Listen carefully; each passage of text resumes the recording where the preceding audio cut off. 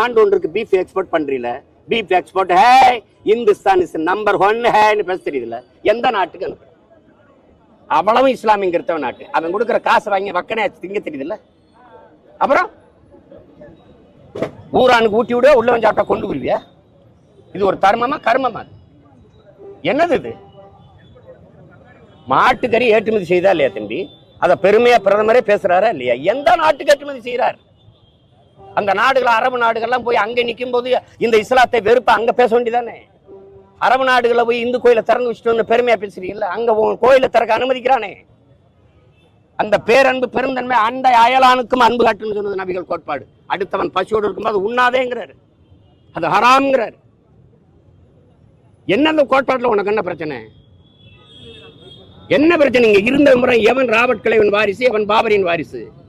நீ சாதி மத கொடுமையில் சாதிய தீண்டாமை இழிவுல இருந்த